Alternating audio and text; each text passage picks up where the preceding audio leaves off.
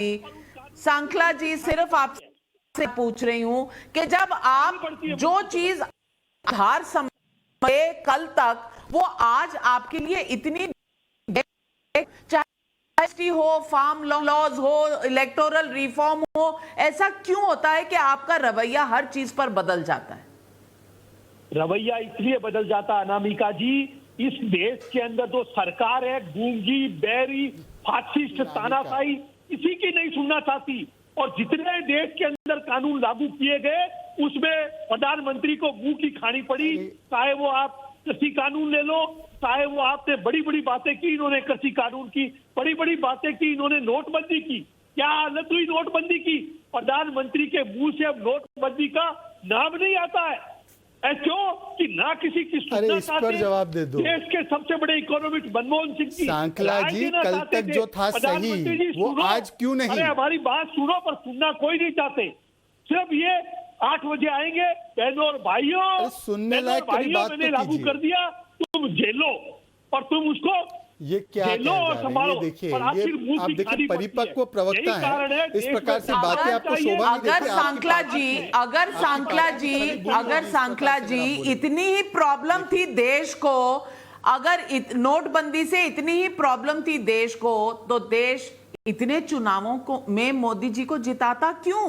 आप कहते हैं कि वो आते हैं 8 बजे, कहते हैं बहनों और भाइयों और आप झेलो बैठकर, तो दुनिया झेलती ऐसे बिना मतलब के थोड़ी। आप वोटर को समझते हैं वो बेवकूफ है जो बार बार वोट दे रहा है मोदी जी को। अनामिका जी, नोटबंदी को लेकर के प्रधानमंत्री जी ने क्या क्या वायदे किए थे? नाविका नाम तो सही बोल दो। रुकेगा, रुका। उन्होंने कहा नाविका है नाम मेरा।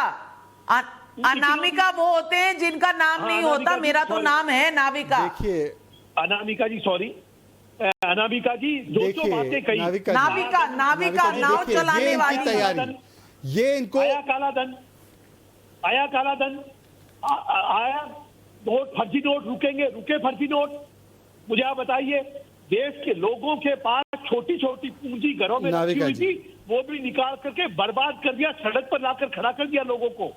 देश की अर्थव्यवस्था गिरी है। घनश्याम तिवारी जी, तानाशाही आप कहते हैं, तानाशाही की बात आप करते हैं। मैं आपसे पूछना चाहती हूं, आज तक कांग्रेस पार्टी ने किसी चीज का जवाब दिया है?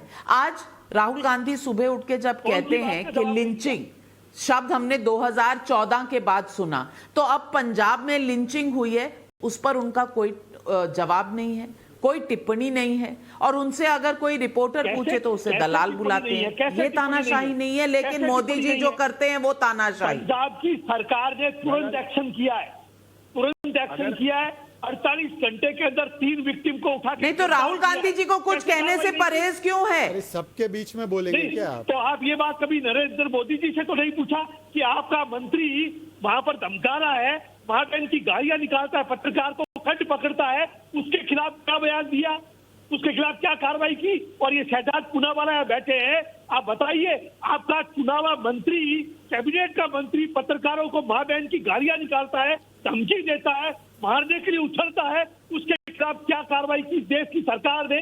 यहां जनता को दिखावा दे रहे हो आप।